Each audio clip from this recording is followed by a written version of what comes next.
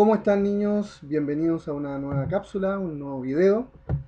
El día de hoy vamos a trabajar eh, algo que ya habíamos visto, que ya habíamos repasado, pero me gustaría recordarlo y dejarlo en claro porque hoy tienen una evaluación de proceso. Una evaluación de proceso es una evaluación, en este caso va a ser un cuestionario, donde ustedes van a tener que responder algunas cosas que, que son importantes, ¿cierto? De saber. A mí me interesa saber cuánto ustedes están guardando sus cabecitas, ¿ya? Cuánto ustedes están aprendiendo. Entonces, mi idea, ¿no es cierto?, es que nos preguntemos algunas cosas, ¿ya? Para partir, vamos a dar, ya, vamos a dar el play al PowerPoint. Bueno, como les decía, vamos a recordar el género lírico y el poema. Si bien es cierto, ya habíamos hecho un video de esto antes, me interesaba dejar en claro algunas cosas antes de que ustedes respondan esta evaluación, pues considero importante manejar algunos temas, ¿ya? Que les van a servir, ¿ya?, de aquí hasta que salgan de cuarto medio, ¿cierto? Incluso los que quieran estudiar algo relacionado en la universidad con, con literatura, ¿verdad? Van a tener que saber estas cosas. Entonces, recuerda ir a la hoja de instrucciones antes de hacer tu evaluación. Vas a saber, ¿cierto? Como les estoy indicando acá acerca del proceso de evaluación, esta evaluación de proceso que llamamos, ¿ya?, que es la respuesta a este cuestionario. Y no te olvides que esta semana también va la fluidez, ¿ya? La fluidez lectora. Es la número 8 para que tú lo sepas. Bien, para que tu evaluación de proceso entonces, ¿cierto?, sea muy buena, te vaya muy bien, nosotros necesitamos recordar algunas cosas. Yo me planteé algunas preguntas, ¿ya?, que te las quiero hacer a ti. Si yo te preguntara en este momento, ¿qué es el género lírico? ¿Podrías responder? O si te preguntara, ¿de dónde viene la palabra lírico o lírica? ¿La sabrías? ¿Te acordarías que viene de algo especial, de un objeto especial que se ponían aquí, ¿cierto?, en el regazo? ¿Y quiénes se lo ponían? ¿De dónde se origina esto? ¿Ya? ¿Habrá sido de los egipcios? ¿Habrá sido de los griegos? ¿Habrá sido de los mesopotámicos? ¿Ya? Si yo te consultara qué es un poema, ¿podrías responderme con tus propias palabras qué es un poema? Si yo te preguntase cuáles son las características que tiene un poema, cuál es la estructura, quién lo compone, ¿ya? ¿Podrías también dar respuesta a esto? ¿O qué es el lenguaje figurado? Cuando hablamos, ¿cierto?, de que el lenguaje poético tenía ciertas características, ¿verdad? Y que no era decir la mesa o la silla, sino que era embellecer esas cosas, ¿cierto? Estas palabras y transformarlas, agregarle adornos, decorarlas, ¿verdad? O si apareciese en esta evaluación de proceso, ¿qué es una figura literaria? ¿Ya? ¿O cuáles son las figuras literarias que tú conoces? Como yo sé que esto a veces se olvida, por eso me interesó, ¿cierto?, recordar algunas de estas cosas. Entonces, preparé estas diapositivas nuevamente, algunas que están similares a las otras y otras que son nuevas, eh, para recordarte acerca de estas preguntas. ¿Qué dijimos del género lírico? Dijimos que el género lírico es un tipo de género, ¿verdad? El género literario, por supuesto, donde el autor expresa ¿qué? Expresa emociones, expresa sentimientos o algunas ideas referentes, ¿ya?, a una persona o a un objeto. Sus orígenes vienen de larga data, ¿ya? Se remontan, ¿cierto?, de antiguas civilizaciones y sobre todo, ya con mucho hincapié en esto, sobre la civilización griega, ¿ya? Sobre los ciudadanos estos que se reunían en grupo, ¿verdad? En las ágoras, que eran estas plazas, ¿verdad? Con su instrumento, con su lira, que vamos a ver un poquito más acá. Y es de aquí donde viene la palabra, lírico o lírica, que yo te preguntaba hace un momento atrás. Era este instrumento que, como bien te decía, se ponían, ¿cierto? Es un instrumento de mano, ¿ya? De unos 40-50 centímetros, que tocaban, ¿cierto?, con estas cuerdas, ¿verdad? Y ellos, mientras iban hablando, mientras iban declamando lo que veían respecto a los fenómenos de la naturaleza y que a ellos les llamaba la atención, iban creando esta especie, ¿cierto?, esta especie de poema tocando, ¿cierto? Esta lira, tocando estas cuerdas. Es como un arpa pequeñita, ¿ya? Vamos a cambiar esto. Ahí, exacto, ya. Ahora, tengo aquí una imagen de un hombre griego que tocaba esta lira, ¿verdad? Bueno, aquí está claro, ¿cierto? Que es griego porque tiene esta toga, ¿cierto? Estas características muy típicas de, de aquella época. La vestimenta, la usanza griega. Ahora, ¿qué es un poema? Tenemos que decir que un poema es un tipo de texto literario, ¿ya? Creado para transmitir sentimientos y emociones con un lenguaje bello, ¿ya? Por eso te recalqué estas palabras, te recalqué la palabra. Que un poema es un tipo de texto literario creado para transmitir sentimientos y emociones con un lenguaje bello. O sea, aquí también estamos respondiendo otra pregunta. La pregunta que estamos respondiendo, ¿cierto?, es ¿qué es el lenguaje figurado? ¿Ya? Es un lenguaje embellecido. ¿Usa otras palabras distintas a las de nuestro lenguaje? No. ¿Ya? Utiliza las mismas palabras, ¿ya? Y lo que hace, ¿cierto?, es acomodarlas de tal forma que suenen mejor, que suenen bellos, ¿ya? Si, por ejemplo, te voy a poner un caso que se me ocurre en este momento, estamos hablando de un lápiz, un poeta nos diría, ya préstame el lápiz para escribir, ¿ya? Préstame la lapicera, ¿cierto?, para escribir en mi cuaderno. Diría, facilítame por favor ese instrumento que sirve para crear grandes ideas. O sea, estoy hablando de un lápiz, ¿ya? Pero este poeta, en este caso sería yo, el autor, ¿verdad? Eh, Te estoy pidiendo algo, ¿cierto?, que sirve para inspirar ideas, para plasmar ideas, ¿cierto?, para crear ideas, ¿ya? En vez de decir, pásame el lápiz, ¿cierto?, dije, pásame ese instrumento que sirve para crear ideas. Entonces, si te das cuenta, ¿ya? El poema es, perdón, el lenguaje figurado, ¿ya? Es este lenguaje, ¿cierto?, donde yo acomodo de tal manera las palabras que suena muy poético, ¿ya? Muy bello. Eh, y como te decía, y acá hacemos un poco el resumen, la expresión de sentimientos se hace por medio de este lenguaje embellecido, ¿ya? Los grandes le llaman lenguaje retórico, ¿ya?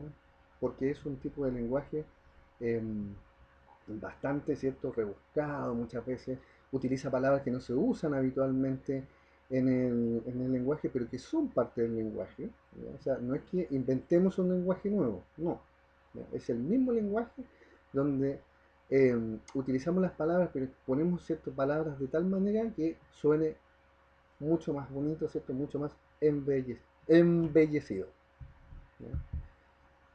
Ahora, la estructura de un poema. Esta estructura de un poema tenemos claro, ¿cierto?, que tiene un desglose, ¿verdad?, que tienen que estar siempre en todo poema. Tiene estrofas, y estas estrofas son oraciones, ¿verdad?, que están compuestas por versos, ¿verdad? Son estos versos, ¿cierto?, que son cada línea de esta estrofa.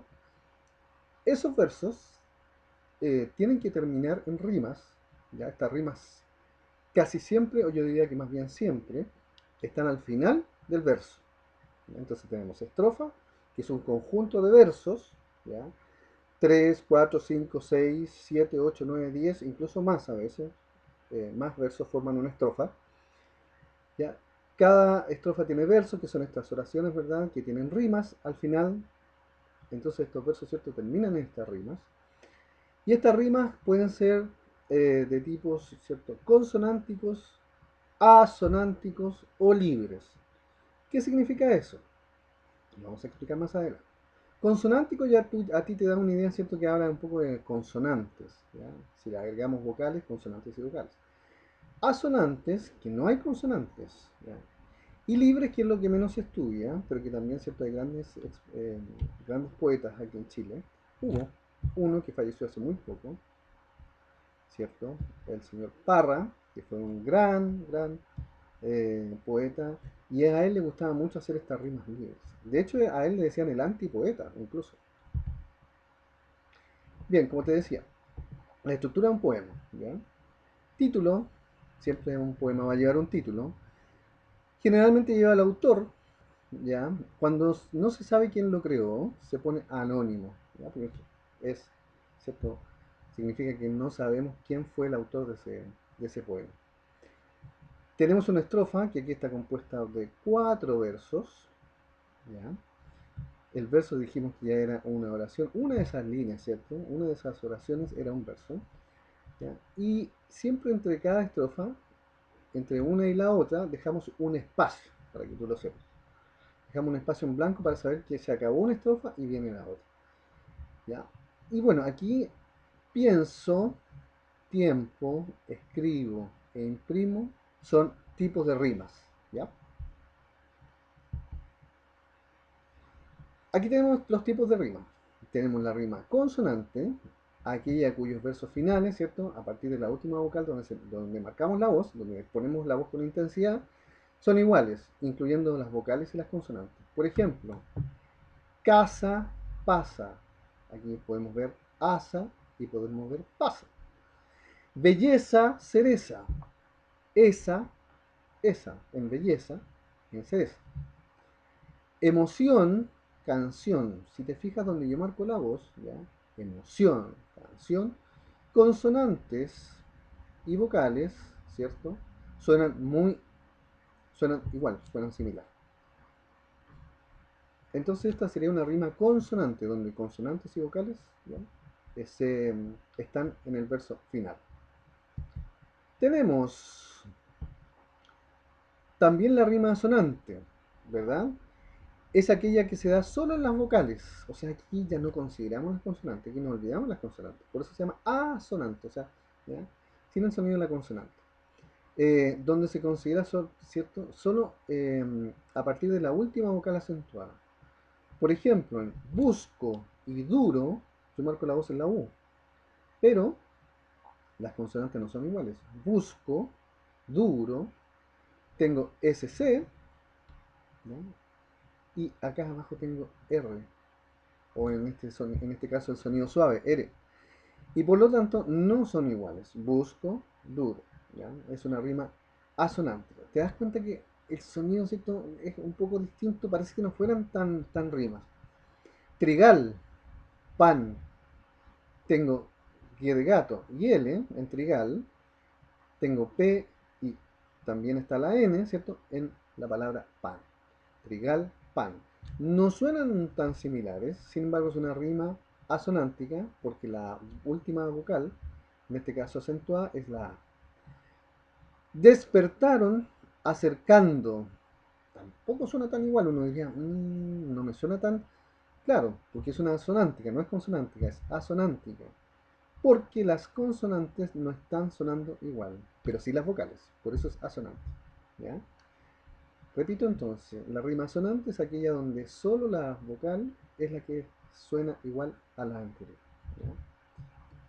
Y bueno, la rima libre, que tú sabes, ¿cierto? Que, que en este caso las rimas libres no se usan mucho, o al menos este año no las vamos a estudiar mucho, pero que sí existen. Cuando los versos finales de perdón, las rimas finales de cada verso no suenan igual, ¿ya? Ni siquiera busca que coincidan, sino simplemente el autor escribe, no importando si lleva rima cada verso. Ahora, me pasé esta diapositiva para recordarte que las figuras literarias en los poemas, ¿cierto? Hay varios. Nosotros vamos a utilizar, o vamos a recordar más bien, 4. ¿Cuáles son esas 4? Una que es súper clásica, que ustedes conocen mucho, ¿ya? Porque ustedes, ¿cierto? Leyeron cuando niños y siguen leyendo, seguimos leyendo todos, fábulas, cuentos, mitos, leyendas, y ahí siempre aparecen personificaciones. ¿Y qué son las personificaciones? Son aquellas figuras literarias donde se atribuye una característica humana a algo que no lo tiene. La tierra está llorando. Estos ejemplos ya son los ejemplos que habíamos visto en la clase anterior, ¿ya? La clase pasada respecto a esto, pero me interesó ponerlos para que los recordás, ¿ya? La tierra está llorando. La tierra no puede llorar. La flor canta en la pradera. ¿Han visto flores cantar? La escoba vuela de alegría. No he visto una escoba volar sola, ¿cierto? A no ser de que sea, no sé, un hechizo en un cuento, pero ahí le están atribuyendo, ¿cierto? Una personificación, pero yo no he visto nunca una escoba volar, menos de alegría. Tenemos también la comparación, que es que yo digo una cosa es como esto otro, ¿ya? Utilizo el como o el tal cual, ¿ya? O el así como, porque compara dos elementos, compara dos objetos, compara dos cosas, ¿ya? Por ejemplo, tus ojos son tan azules como el mar. Tus ojos me están diciendo, ¿cierto?, que son tan azules como el mar, que tienen una profundidad igual que el mar, ¿ya? Está comparando ojos con el mar. Tus labios rojos tal cual fuesen cerezas. ¿Ya? Si yo, no sé, veo una niña preciosa, le voy a decir, ¿cierto? Y me encantan tus labios. Y yo podría decirle, ¿cierto? Podría escribirle un verso diciendo, tus ojos tus labios, perdón, tus labios rojos tal cual fuesen cerezas. Otra, tus cabellos dorados como el sol. ¿Ya? Generalmente se atribuye, ¿cierto?, a el rubio, ¿verdad? Como si fuese rayos de sol. Entonces, tus ojos dorados como el sol.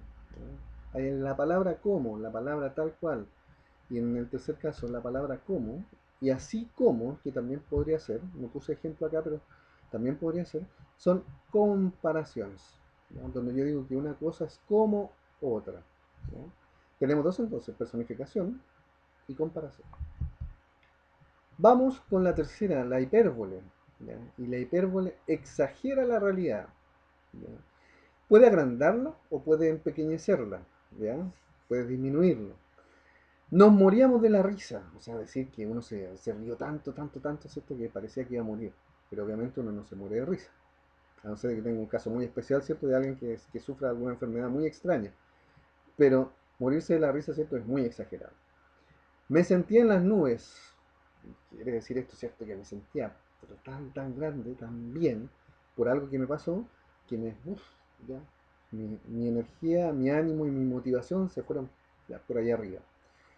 Te quiero de aquí al infinito. Te quiero de aquí al infinito. O sea, significa que eso es muchísimo. O sea, toda una vida. Como les decía yo, me acuerdo que incluso le hice este mismo gesto.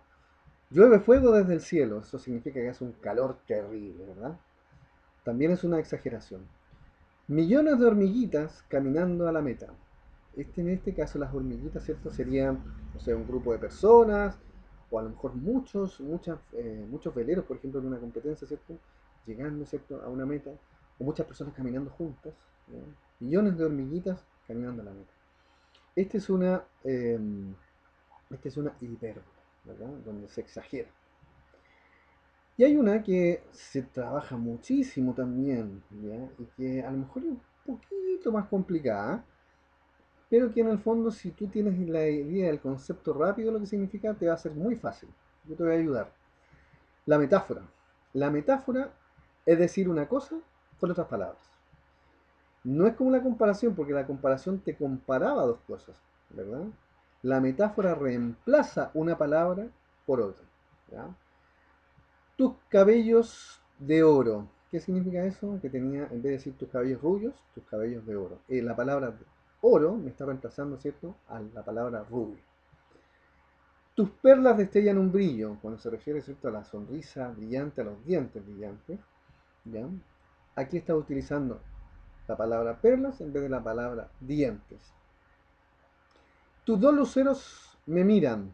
Significa, ¿cierto?, que esto eh, que los dos ojos, ¿verdad? ¿Ya? Son grandes, son profundos, o iluminan mucho, ¿cierto? Son muy llamativos. Y esta persona se siente observada por esos dos luceros, por esos dos ojos. O sea, en este caso se reemplazó la palabra ojos por la palabra luceros. ¿Ya?